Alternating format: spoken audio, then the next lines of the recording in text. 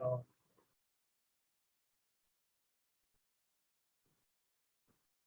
Jalanus, good evening to all of you who have joined with me from different places through Zoom conferencing system online. This is Faisal Ahmed, faculty member, Department of English, World University of Bounds. So I'm supposed to take your 20th century English drama, the course code of which is ENG 1014.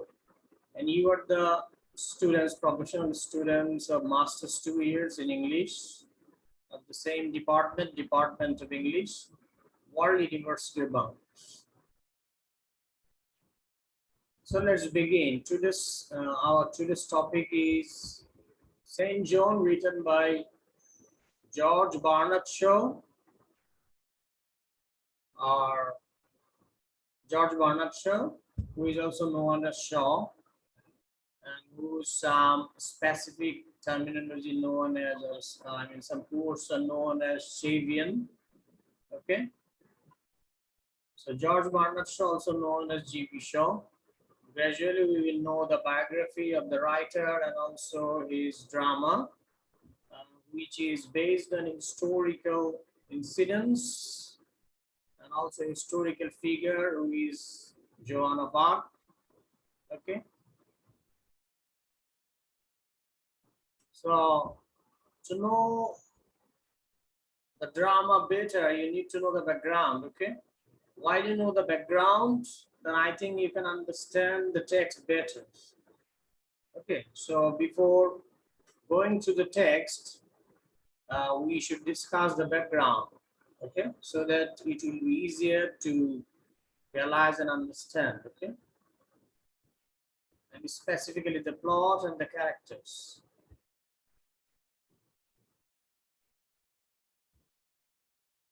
So this is the historical event happened during the 15th century in Europe, specifically in France. Okay. And the historical figure's name is Joan of Arc, who was burned at the stake, okay, by politically intrigued trial, okay, in the church. During that era, the trial was conducted in the church, Christian church, and he was sentenced to execution. And later, she was, Saint John, revived and retrialed, and she was recognized as a saint all over in Europe.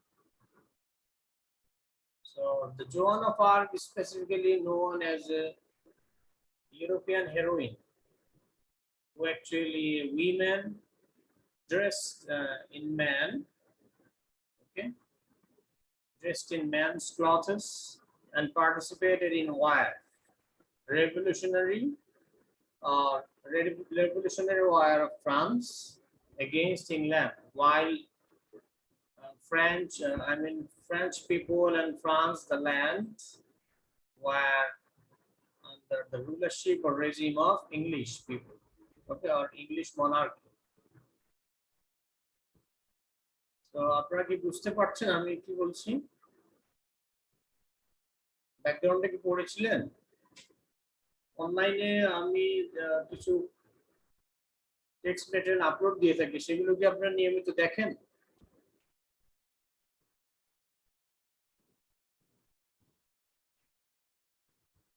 আপনারা কি আমার সাথে আছেন?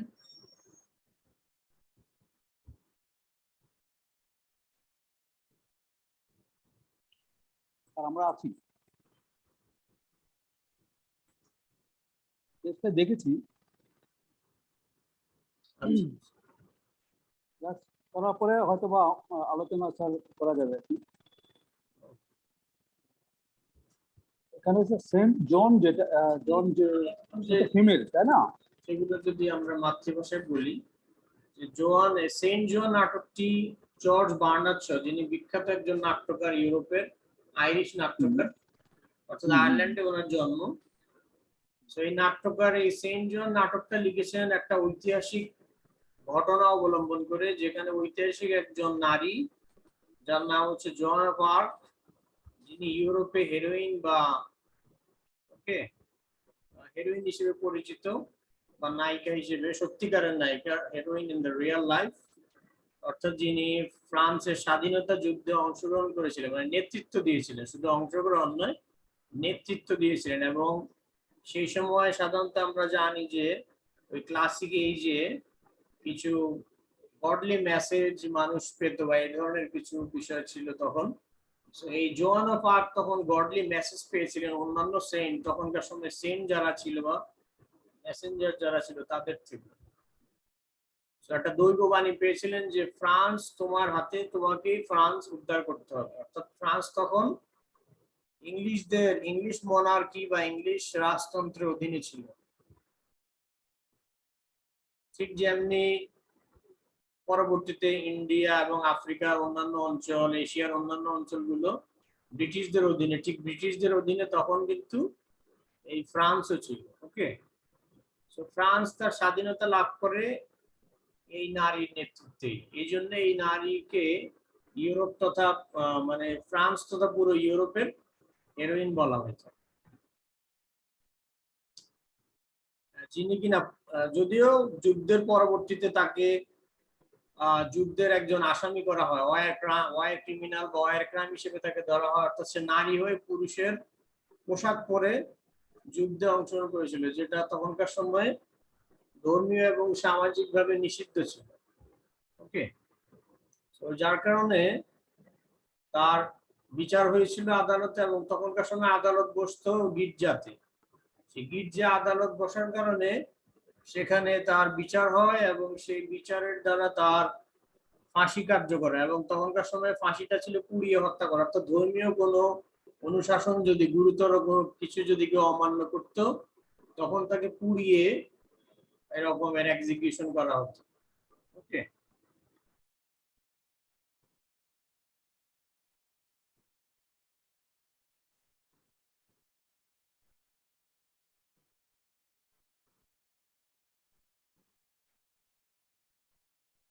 তাকে পুড়িয়ে মারা হয়েছিল। এবং এটা পলিটিক্যালি ইন্ট্রি, অর্থাৎ যেহেতু ফ্রান্সের এক অংশ ইংরেজদের বা ব্রিটিশদের কোলাবোরেশনে ছিল, অর্থাৎ তারা ব্রিটিশদেরকে সমর্থন করতো, যেহেতু তখন ব্রিটিশরাই শাসন করত। তো এক পক্ষ তারা ভীরুতা কিংবা কাপুরুষতার কারণে বা ভয়ের কারণে তারা সে নিজেদের দেশকে অর্থাৎ ফ্রান্সকে প্রাধান্য না দিয়ে বা সমর্থন না করে তারা ব্রিটিশদেরকে সমর্থন করতো, কারণ ব্রিটিশরা তখন ক্ষমতাশালী ছিল, রুলার ছিল।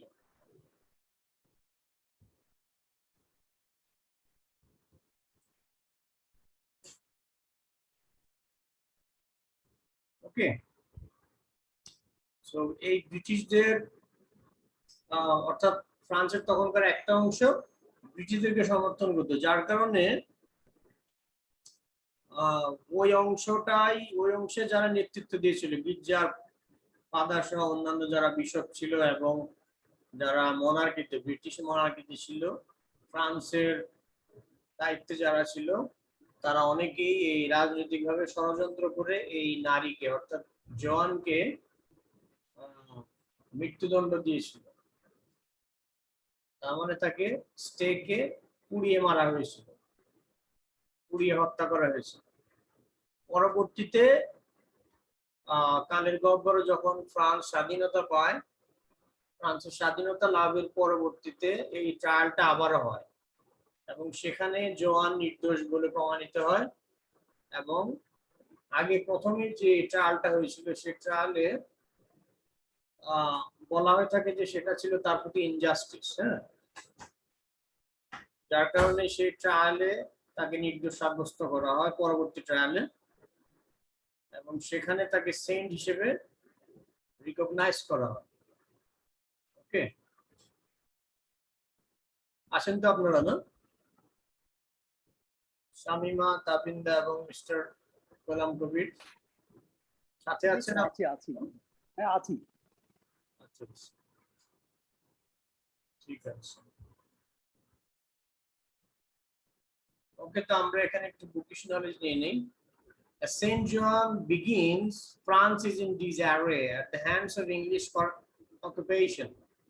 Poverty seems to be striking everyone up to the king.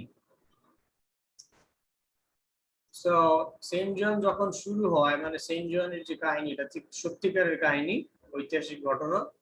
তখন ফ্রান্স, এটা তো বললাম এতক্ষণ আমি আলোচনা করলাম, এবং এর সাথে আরেকটু অ্যাড হওয়ার বিষয় হচ্ছে তখন ফ্রান্সের অবস্থা খুবই খারাপ ছিল। একেবারে প্রজা থেকে রাজা পর্যন্ত সবাই দারিদ্রতার মধ্যে নানা রকমের সমস্যায় জর্জরিত ছিল। Morality is at an all time low, এবং নীতি নৈতিকতাও কিন্তু একেবারে খুবই নিম্ন লেভেলে ছিল।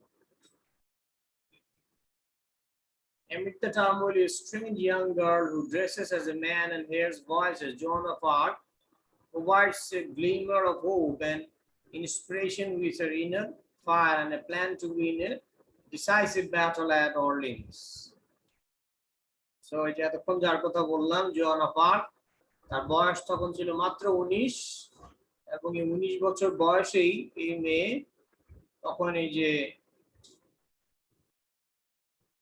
কিছু দৈব বাণী পাওয়ার কারণে, অন্যান্য সেন্টের থেকে কিছু বাণী পাওয়ার কারণে, মেসেজ পাওয়ার মাধ্যমে সে বুঝতে পারে যে তার হাতেই হচ্ছে ফ্রান্সের স্বাধীনতা। এবং এই মেয়ে পুরুষদের ড্রেস পরে ব্যাটল অফ অর্লিন্সের কিছু ধারাবাহিক যুদ্ধ হয়। সেই যুদ্ধ, অর্লিন্স হচ্ছে ফ্রান্সের একটা জায়গার নাম। ওকে, তো ওই বিভিন্ন জায়গাতে তখন যুদ্ধ হয়েছিল। তখন এই যে ইতিহাসে যেটা 100 ইয়ার্স ওয়ার হিসেবে পরিচিত, 100 বছরের যুদ্ধ, ইংল্যান্ড এবং ফ্রান্সের মধ্যকার খন্ড খন্ড বিভিন্ন যুদ্ধগুলো মিলিয়ে প্রায় 100 বছর যুদ্ধ, এটা ইতিহাসে 100 ইয়ার্স ওয়ার নামে পরিচিত বা বিখ্যাত। ওকে, সো এই জোয়ান অফ আর্ক যে অঞ্চলটাতে যুদ্ধ করেছিল সেই অঞ্চলটার নাম ছিল অর্লিন্স। ওকে, সো ওইখানে যে ব্যাটল হয়েছিল সেই ব্যাটলটার নাম হচ্ছে ব্যাটল অফ অর্লিন্স। এগুলোতে সে জয়লাভ করে, তার নেতৃত্বে জয়লাভ করে ইংলিশদের বিরুদ্ধে। After meeting with the Dauphin, soon to be King of France, Charles, ওকে, ডলফিনের সাথে সাক্ষাৎ করার পরে তাকে যুদ্ধে অংশগ্রহণ করানো হয়। ডলফিনই পরবর্তীতে ফ্রান্সের যে পরবর্তী রাজা চার্লস হিসেবে সে সিংহাসনে বসেন, অর্থাৎ ফ্রান্স স্বাধীনতা পাওয়ার পর ব্রিটিশদের কাছ থেকে। And passing a series of tests, including the skepticism of the Archbishop, অর্থাৎ তাকে নানাবিধ টেস্ট করা হয়। ওকে, আর্কবিশপের বিভিন্ন যে সন্দেহ, বা অর্থাৎ তাকে বিভিন্ন সন্দেহ করা হয়, ইয়ে করা, এগুলো সব টেস্ট করার পরে বুঝতে পারে যে তারা আসলে যে সত্যিকার অর্থে এই নারী হাতেই হচ্ছে ফ্রান্সের স্বাধীনতা। তো যার কারণে সে ডলফিন এবং যারা ফ্রান্সের যারা নেতৃত্বাধীন ছিল তারা তার হাতে আর্মর, যুদ্ধের অস্ত্র শস্ত্র, ওকে, এগুলো তার হাতে তুলে দেয় এবং তাকে নেতৃত্ব দেয়।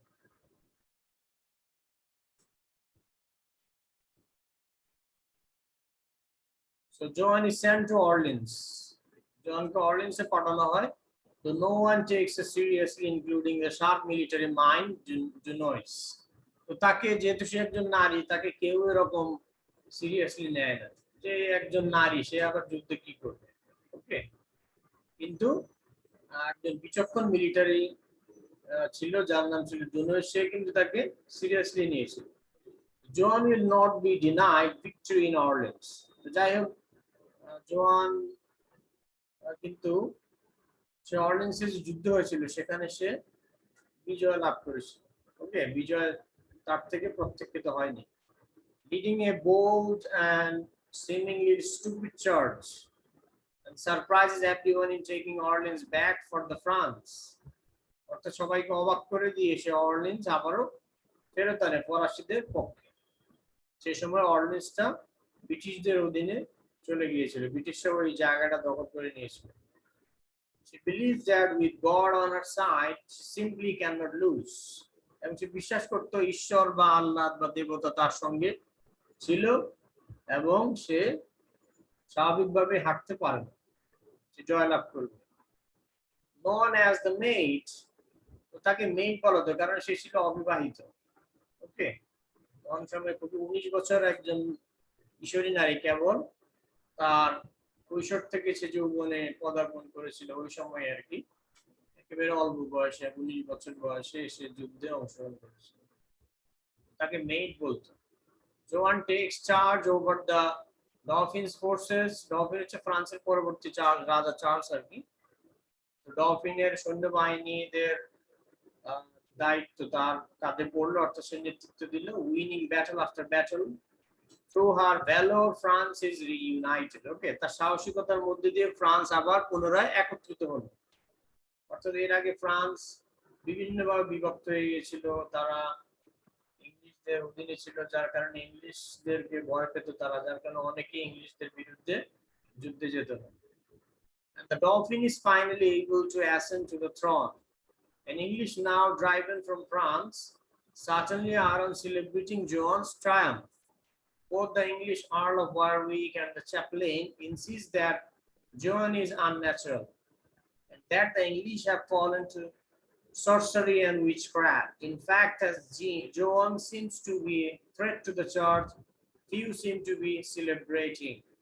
Fear, along with the rising jealousy among the aristocracy, leads to a collaboration between Bishop, Caution, Warwick, and Chaplain, all out to take John down.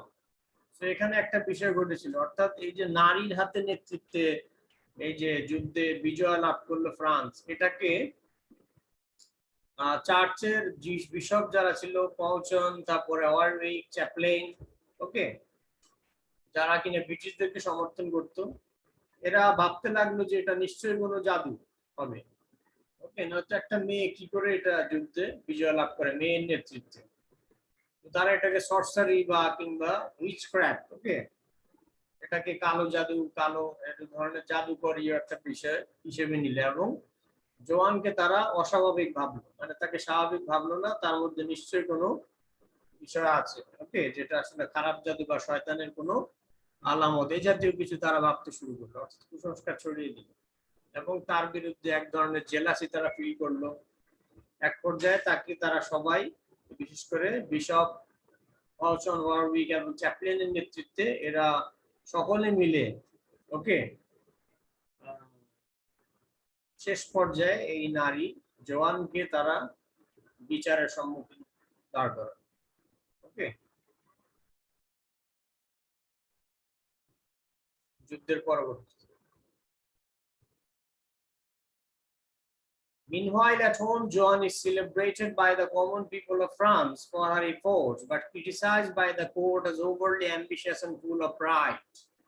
একই সময়ে ফ্রান্সের যারা গণসাধারণ মানুষ, তারা কিন্তু জোয়ানকে যথেষ্ট ভালোবাসা শুরু করলো এবং তাকে সমর্থন দিতে শুরু করলো, কিন্তু গির্জায় তার এই যে একটা, তার মধ্যে একটা অহংকার কিংবা তার মধ্যে একটা অ্যাম্বিশন, উচ্চাকাঙ্ক্ষা, এই যে বিষয়গুলো, এগুলোর কারণে তারা জেলাস ফিল করলো গির্জার লোকেরা, এবং যারা রাষ্ট্রীয়ভাবে যারা কিনা ফ্রান্সের কিন্তু ব্রিটেনকে সমর্থন করত, তারা তার বিরুদ্ধে ষড়যন্ত্র এবং তাকে সমালোচনা করতে লাগলো। She insists on pushing toward achieving France's full unification and freedom by winning Paris. তো জোয়ান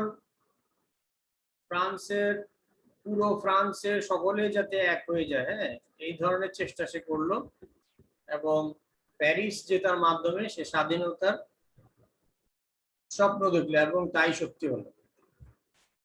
Dunois, the king, and the archbishop all advised Joan not to attempt to liberate Paris, and despite all of the good she has done for France, they refused to assist her in the event that she fails.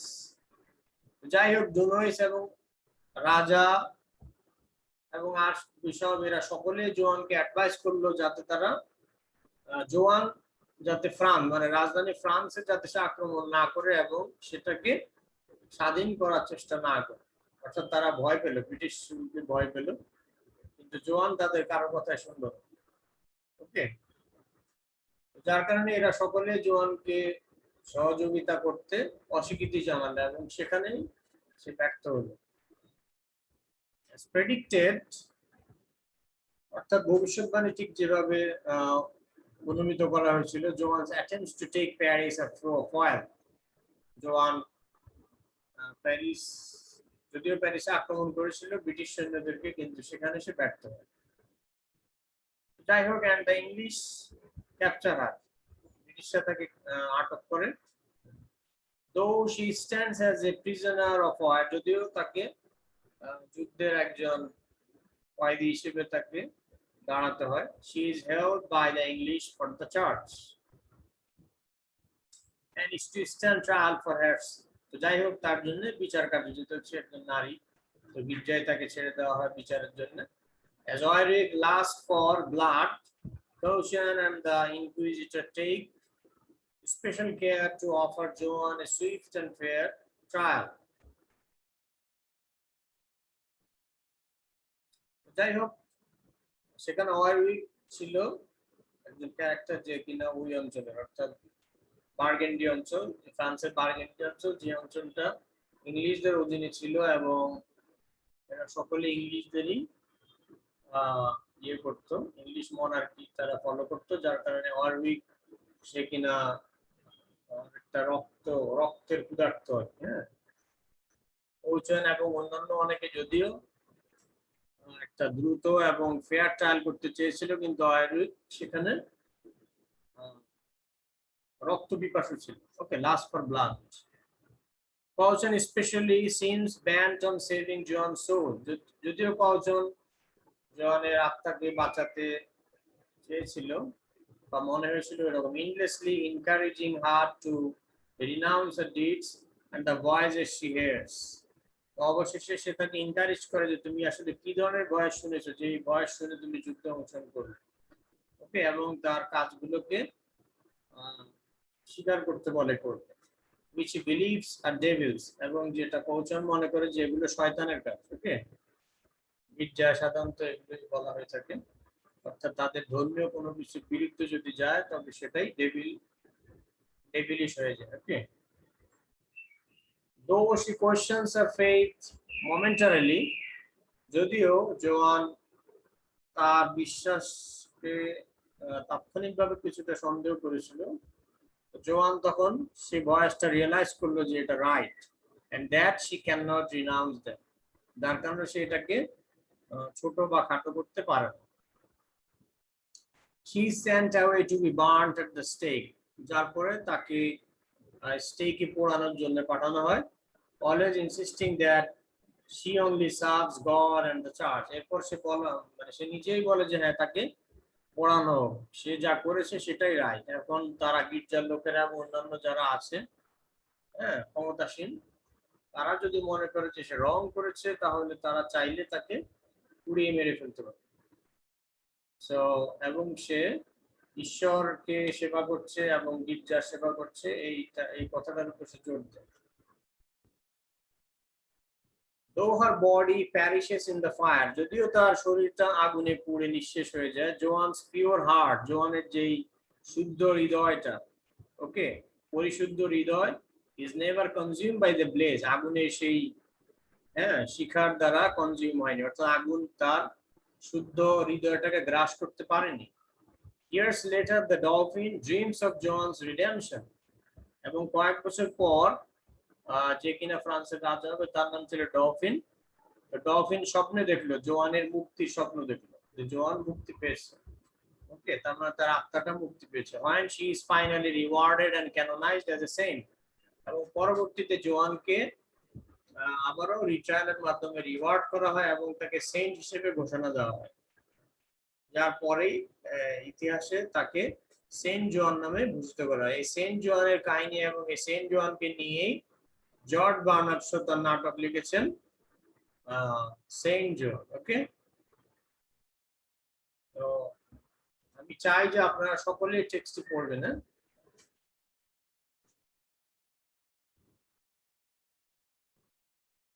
so are you there with me? এখানে Okay, বিষয় যে that's fine. এখানে metaphorically already discussed about the nationalism and feudalism. Feudalism, hello, Yes, feudalism আর nationalism, এই দুইটা জিনিসকে কেন্দ্র করে মূলত এই যে আলোচনাটা, তো যারা নাকি এই চার্চে যারা ছিল তারা একটা পক্ষ, তারা ফিউডালিজমকে তারা ধারণ করত, আর এদিক দিয়ে জোয়ান সে ন্যাশনালিজমকে ধারণ করতো। এই জন্য তারা কিন্তু তার বিরুদ্ধে মানে করেছে, বিরুদ্ধ নিয়েছে, তাই না? যাবো আরো গভীর আলোচনা যাবে। এখন তো আমরা স্লাইড কিছু ব্যাকগ্রাউন্ড আলোচনা করলাম, সেটা আরো গভীর আলোচনা, যেটা আমরা ক্রিটিক্যাল অ্যাপ্রিসিয়েশন আলোচনা করব আজকে আপনাদের সাথে। ইন্ট্রোডাক্টরি মেসেজ দেওয়ার কথা। হ্যাঁ, অত গভীর আলোচনা বা ক্রিটিক্যাল জিনিসগুলো আমরা আজকে আলোচনা করব না, ওটা আমরা আরেকদিন আলোচনা করব। ওকে, ন্যাশনালিজম, ফিউডালিজম এগুলো আমরা পরে আলোচনা করব, ঠিক আছে?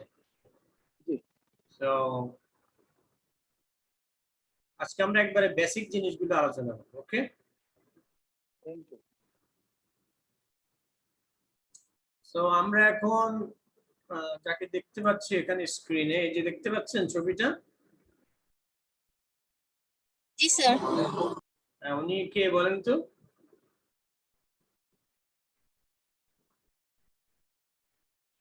ওনার নামটা বলেন।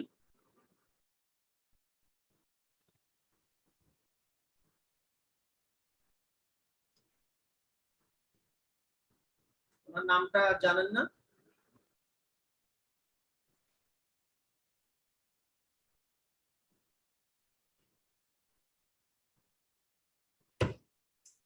বার্নার্ড শো তো, তাই না?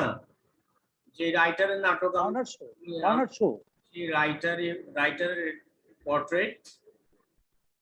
ওকে, সো এখানে বায়োগ্রাফিক্যাল কিছু ইনফরমেশন আছে, এগুলো আমরা জানবো, তারপর আমরা বিস্তারিত আলোচনা অন্য আরেক সপ্তাহে করব। ওকে, so George Bernard Shaw, often called the greatest playwright since Shakespeare.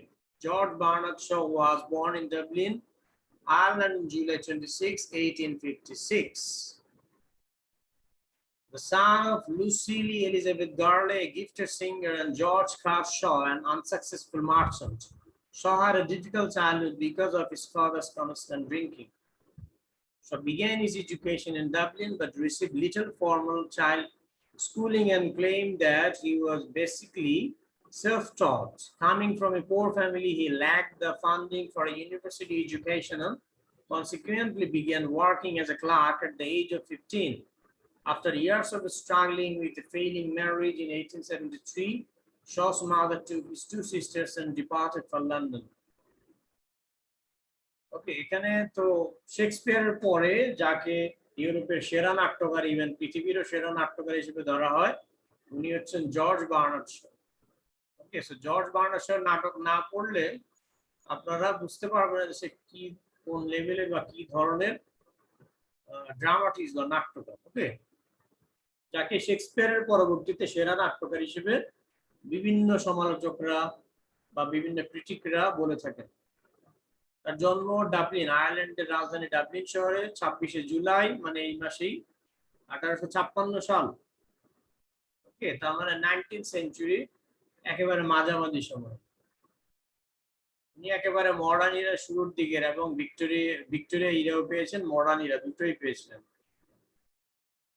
তার মায়ের নাম হচ্ছে লুসিলে এলিজাবেথ গার্লি, যিনি একজন গিফটেড সিঙ্গার, অর্থাৎ সে জন্মগতভাবেই তার কণ্ঠ ভালো ছিল, এই জন্য এখানে গিফটেড সিঙ্গার বলা হয়েছে, গায়িকা ছিলেন। এবং তার বাবা হচ্ছেন জর্জ কার শ, উনি একজন ব্যর্থ ব্যবসায়ী বা বণিক, মানে ব্যবসা করে খুব একটা সফলতা পাননি তার বাবা, যার কারণে শয়ের খুবই দারিদ্রতার মধ্যে কেটেছে, নানা রকমের সমস্যার মধ্যে তার চাইল্ডহুড কেটেছে।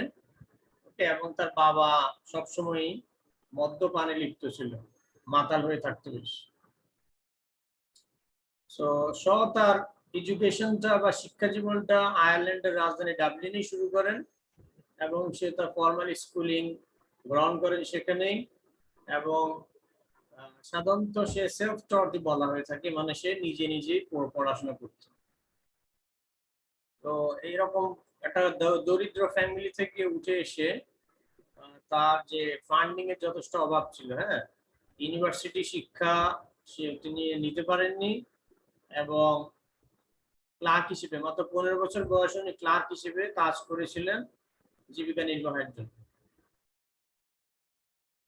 তো যাই হোক, ব্যর্থ বিবাহের স্ট্রাগলিং এর পরে 1873 সালে জর্জ বার্নার্ড শর মা অর্থাৎ তার তার বাবা মার সাথে বিবাহটাও ভালো চলছিল না, যার কারণে তাদের সম্পর্কের মধ্যে একটা টানা পড়েছিল এবং 1873 সালে শয়ের মা তার বাবাকে ছেড়ে যান, তার দুই বোনকে নিয়ে লন্ডনে চলে যান। হ্যাঁ, যাই হোক, সেখানে লন্ডনে নতুন পরিবেশ, নতুন অ্যাটমসফিয়ার, তার মাদার সেখানে আর্টিস্টিক কমিউনিটিতে যথেষ্ট উপভোগ করেন এবং লন্ডনে তখন যথেষ্ট আর্ট অ্যান্ড কালচারের চর্চা হতো এবং যথেষ্ট সফিস্টিকেটেড একটা সিটি ছিল লন্ডন। সকলেই এখানে ভিড় জমাতো অ্যারিস্টোক্রেটিক লাইফস্টাইলটা উপভোগ করার জন্য বা সেই ট্রেন্ডের সাথে নিজেকে মানিয়ে নেওয়ার জন্য। and found work as a voice instructor, তো তার কণ্ঠটা ভালো ছিল যার কারণে সেখানে উনি ভয়েস ইনস্ট্রাক্টরের একটা জব পেলেন, মানে শয়ের মায়ের কথা বলছি। হ্যাঁ, যাই হোক, তার মায়ের সফলতা দেখে এবং তার বাবার এই ব্যর্থতা সে বিরক্ত হয়ে বা ক্লান্ত হয়ে 20 বছর বয়সে তার মাকে ফলো করলো লন্ডনে। ওকে, যেটা তার জীবনকে পাল্টে দেয়। লন্ডন সোসাইটিতে তাৎক্ষণিকভাবে শিল্পের জগতে সে ঢুকে পড়ে এবং অংশগ্রহণ করে। He was able to continue his own education by attending debates and lectures at the British Museum. The doors of opportunity slowly began to open.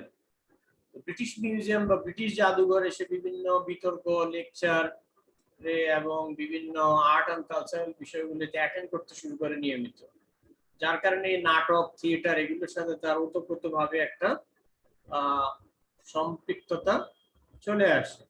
হ্যাঁ, Shaw soon found himself a journalist critic. তো Shaw খুব শীঘ্রই একজন সাংবাদিক ক্রিটিককে পেয়ে যান, সমালোচককে পেয়ে যান। ওকে, এবং রিভিউইং কনসার্ট, বিভিন্ন কনসার্ট গুলো উনি রিভিউ করেন, আর্ট এক্সিবিশন গুলো রিভিউ করেন, বুকস রিভিউ করেন, theatre. Okay, with biting with new to London readers, এবং ওই ক্রিটিকের সাথে সেও ওই রকমের বিভিন্ন নাটক, থিয়েটার, বই এগুলো রিভিউ করতে শুরু করেন, যেগুলো লন্ডনের যারা পাঠক তাদেরকে যথেষ্ট আকৃষ্ট করতে শুরু করে। হ্যাঁ, bored with the state of the arts.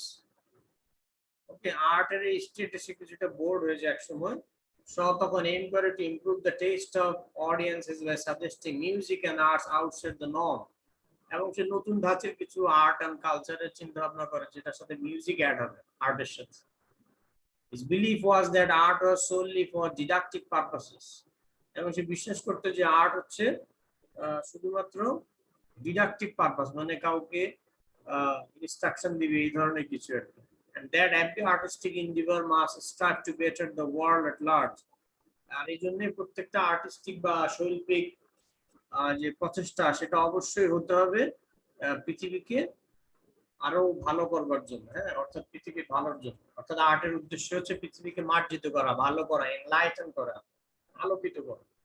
এই ধরনের বিষয়গুলো নিয়ে বিশ্বাস করতে, যে শিল্প, সাহিত্য এগুলো চর্চার মাধ্যমে মানুষ আলোকিত হয়।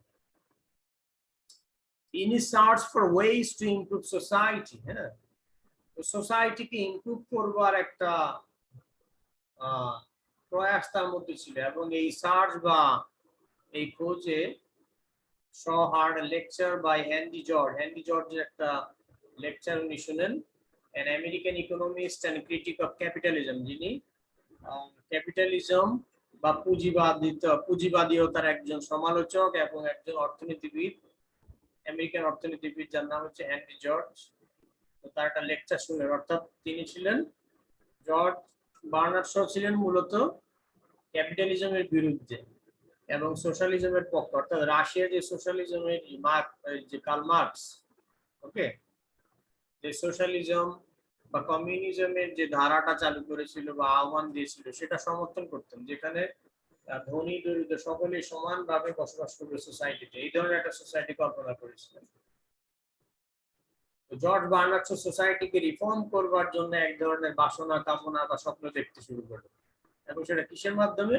এই শিল্প, সাহিত্য এবং নাটক এগুলো চর্চার মাধ্যমে।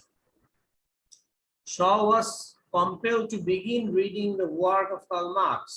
Shaw তখন বাধিত ফিল করলেন যে কার্ল মার্কসের বই পত্র বা কর্ম তাকে অবশ্যই পড়তে হবে and eventually to become a socialist এবং উনি অবশেষে একজন সোশ্যালিস্ট হয়ে গেলেন, সমাজবাদী হয়ে গেলেন, বা লিবারেলিস্ট হয়ে গেলেন। Soon after, ঠিক শীঘ্রই তার পরপরই Shaw became a member of the Fabian Society. ইংল্যান্ডের ফেবিয়ান দুই ভাগে তখন বিভক্ত ছিল।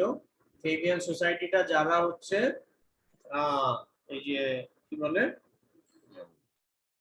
যারা ইংল্যান্ডের সোশ্যালিজম, ইংল্যান্ড এবং আয়ারল্যান্ডে রাশিয়ান কার্ল মার্কসের যে থিওরি সোশ্যালিজম বা কমিউনিজম সেটাকে ফলো করতো, তার সেই সোসাইটিটার নাম ছিল ফেবিয়ান সোসাইটি। হ্যাঁ, his new socialist enthusiasm was mirrored by fellow members. তার এই নতুন সমাজবাদী যে আগ্রহ উদ্দীপনা এটা মিরর্ড হলো, প্রতিবিম্বিত হলো বাই ফেলো মেম্বার্স, তারই সাথের মেম্বারদের দ্বারা, অর্থাৎ তারাও তাকে ফলো করলো বা তাকে সঙ্গ দিল। And before long he became a strong advocate for social reform. এবং খুব শীঘ্রই, দীর্ঘ সময় যেতে না যেতেই সে সামাজিক সংস্কারের একজন অ্যাডভোকেট হয়ে গেলেন বা একজন প্রচারকারী হয়ে গেলেন।